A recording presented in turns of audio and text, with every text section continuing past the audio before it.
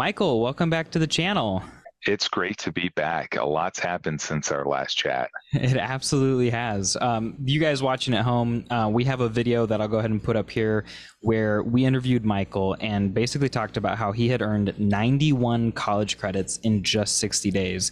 And since we posted that about 3 months ago, something big has happened.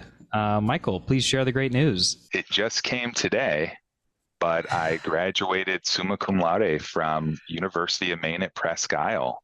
That I went is through so the awesome. Bachelor's of Liberal Studies program and got my minor in management. That is great. Congratulations, man. That is phenomenal. We got to dive into this. So we talked a lot in the last video. We won't go over a lot of those old questions, but just to sort of sum up, you started with basically 0 credits and were like, hey, I need a college degree. How long ago did you start this path towards graduation? I believe we started to initially chat maybe 6 months ago, a little over. Okay. So just like kind of near the beginning of the year, March, something like that. And you went ahead and knocked out a bunch of Sophia credits, applied to UMPI. Well, it wasn't just Sophia either, though. Like, where did you pull all of your 90 credits from? I originally explored other providers Okay. and ended up sticking with Sophia. I really liked the way that Sophia gave me an ability to see what I was getting into for each of the courses. And I just found their format more intuitive. Did you have to pull any credits from CLEP or study.com or anywhere else? I did not. That's great. Okay. And so you collected about 91 credits from Sophia, transferred to UMPI. I know we've been talking on this channel a lot about how UMPI has been a little bit slow on the processing aspect and getting people admitted. Did you get delayed at all in the process? I did not get delayed. Really? The initial request coming in was fast. Mm-hmm. I completed the biology lab mid-term. That took a while to process, Okay. but it all cleared before the end of the term. And I was in contact with my team there, so everyone understood that that credit was coming in and where it was going to be slotted. Okay. So while it wasn't instant, it also wasn't unreasonable. That's good. Okay. And you keep referring to the term, so we should probably clarify for folks that, typically when you transfer a lot of alternative credits to UMPI, you still have to accomplish about 31 credits at UMPI proper through their course systems. And you keep saying the term, and I believe that's because you finished all 31 credits in a single term. Yes, I did. That is incredible. And in a single term at UMPI, 8 weeks long, were you trying to cram in the last course at the last minute? Did you have a little bit of leeway? What was that like? I had 3 days of buffer at the end. Okay, so you were cutting just a little bit close, but for 31 credits in 8 weeks, that's still incredible. Yeah, tell us about taking classes at UMPI. What was that like? While each class was a little different, in general, there's a similar structure. Mm-hmm. And the approach I took, as soon as I logged in to a new course, I immediately went through the structure of it and took a look at the final. I think being able to view the final up front and set that as your lens goes a long way in how you interpret the rest of the course. Something we talk about a lot here on the channel, planning backwards, seeing where you want to be and figuring out how to get there. Absolutely. Then as you go in, there are a handful of non-graded milestones or ungraded milestones. The process sometimes is creating artifacts, other times is leaving commentary or writing small essays. It's really for the professor to gauge where you're at with your content. In all of the courses I took, there was only one where a professor pushed back and wanted additional detail from what was initially submitted. Otherwise, the feedback really came in. And one of the things I loved about UMPI was the pre-grade at the end. So you're able to take your final, complete your first best pass, and submit that for feedback. And that was one of the things I got from this channel was the value of upfront submitting that information so you can see exactly what might be missing or the professor might want you to double click on. And then if you incorporate that feedback effectively, you can end up positioning yourself like I did to get all A's. Yeah, and not just low A's or middle A's, like good A's, that 4.0, because UMPI does do A minuses and things like that. And obviously that wasn't relevant for you. I didn't know that. 3/4 of mine were A plus or A. Wow. Okay. Yeah, I had forgotten about the A plus even, so that's phenomenal. So you were sounds like you were very consistent using that first draft that University of Maine lets you take. You got the feedback from professors. How important was looking at the rubrics and studying them to you being able to get those good grades? Oh, understanding the rubric is very important. It's not uncommon. So many of my favorite classes were the political science classes. I just genuinely love reading about the news and keeping up with everything going on in the world around us. It would have been very easy for me, out of passion, to write something that I was very proud of that didn't meet the rubric. Oh, man, it feels so good to hear you say that. Please continue. So being able to look at the rubric and use it to grade your work is super effective, because you might be an expert in a certain domain, but if you didn't meet what was being asked in that rubric, you're not going to get credit for that expertise. So I highly encourage everyone, start with looking at the rubric and making sure you really understand it. One technique I had was I printed it out. I would go through and I would highlight, like old school physical paper, and make sure that it was top of mind as I was writing my essays or as I was reviewing my papers. And it kind of served as my litmus test of whether or not it was ready to get submitted for feedback. That's really good. I love the highlighting of it. I love that physical aspect of it. It helps you to really feel grounded in the rubric, because at the end of the day, the rubric is what's grading your success. And if you don't respect it, then the professor's not going to respect you. But I love what you said too. Like, you might be really passionate about a topic and write this amazing paper about that topic, but if it's not what's in the rubric, you're still going to get a bad grade. And speaking from the professor side of things, I'd have a lot of students go through and, you know, they'd get on a sidetrack and like, well, yeah, but that's not what the prompt is about. You're not showing me that you understand the course material, because you're talking about X thing. We should be talking about Y thing. And so like that self-restraint and that discipline is such an important part of that. And it's a little bit sad, because you want students to be able to write about things they're passionate about, because you'll get better papers, but we have to, you know, stick to the curriculum and all that good stuff, learn the things we're actually supposed to learn. So I did the math just now, and you were averaging like one UMPI course completed every 5 days, which is phenomenal. What was like your schedule when you came to when you started a new course? What did you do from beginning to end? First thing I would do, log in, dive into the syllabus, really understand the different areas, go directly to the final. From the final, work backwards and make a judgment call. Is this course well suited for me? During my one term, I have 3 withdrawals. There were 3 instances where I recognized it wasn't the right course for me, and all 3 for different reasons.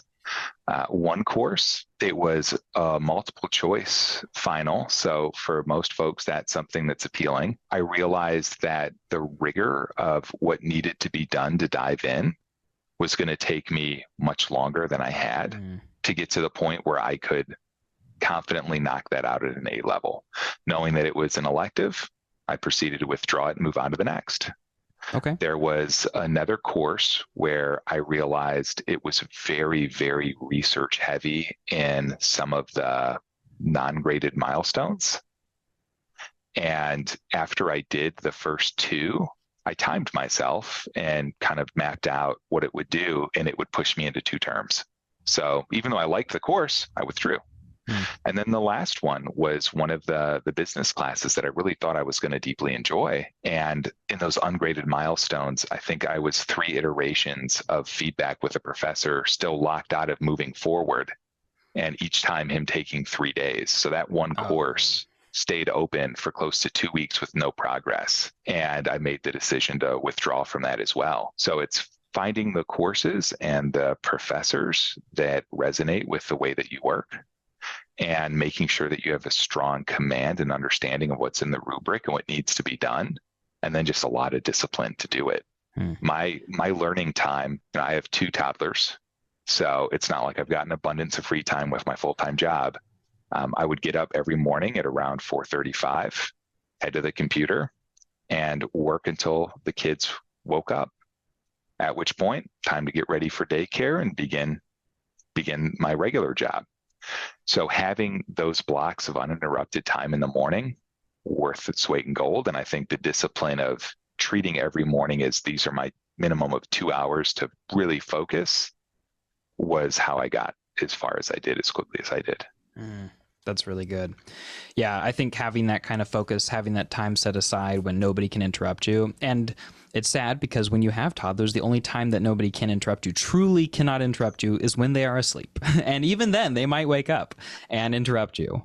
So good on you for finding that time. But I really like what you're saying about withdrawing from courses, because a lot of people kind of get into this headspace where withdrawing is giving up. No. Withdrawing can be a strategic reassessment of the situation and a reallocation of resources to continue to meet the objective, which sounds like that's exactly what you did.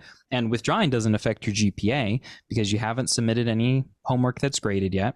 Nobody's giving you a grade, and you just say, hey, this was an elective. I chose this because it sounded interesting. Turns out it's not for me. I'm going to turn around and go get something else and fill the spot with that instead.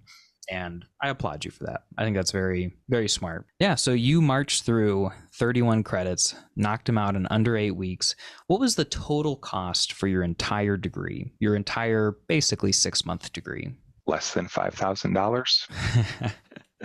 Not bad. That is great. That is great. Yeah, because I'm assuming you paid for the UMPI semester, which right now is about $1,500. A bunch of Sophia as well. I know you worked with us, so there's a cost associated there. But yeah, when you consider the average cost of college is $51,000 online, that's phenomenal. What exactly is this degree going to help you accomplish? One of the real drivers behind getting the degree, earlier this year, I was laid off.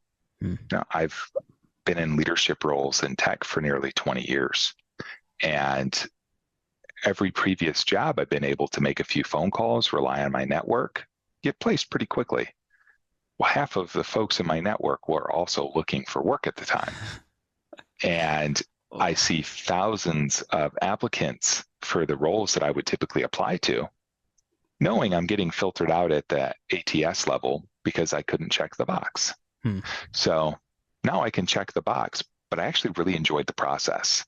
So I've been working with your team on what my MBA might look like, and definitely see myself moving forward to get a master's. I was surprised at how enjoyable having my little morning time and just deeply focusing on study was going to be. I think it gave some balance and some an area to focus energy into outside of my career, which I know supports it in the long run.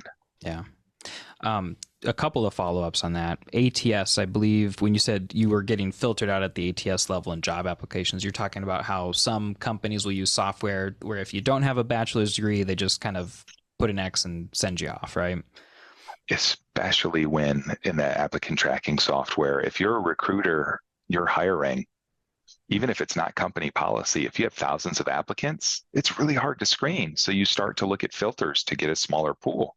So time after time, I hear recruiters tell me that the only way they could manage the glut of applicants was to start to aggressively filter. And I knew I was getting filtered out just about every time. Which, with the work experience that you have that we've talked about in previous videos, is insane. People are really missing out just for this one dumb reason that you didn't, but now do, have a bachelor's degree. Do you have any advice or words of wisdom for other people out there who are wanting to go back and get their degree? Absolutely. Schedule a call with you guys.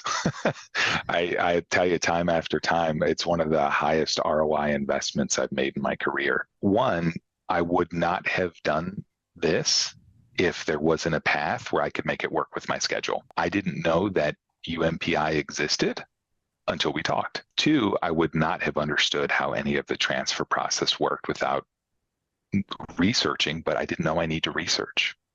And as you dive deeper and deeper and you start to understand, there were so many different schools that were options, and being able to chat with someone who's known folks to go through all of them and understand the pros and cons and get it tailored to how you how I learned was worth its weight in gold, because where I thought I wanted to go and where I ended up going ended up being very different places. And had I gone that path, I think I would still be trudging through my first year. And now here we are within 6 months. I've got my bachelor's. It's 100% worth the call, because it's not just knowing what credits to match.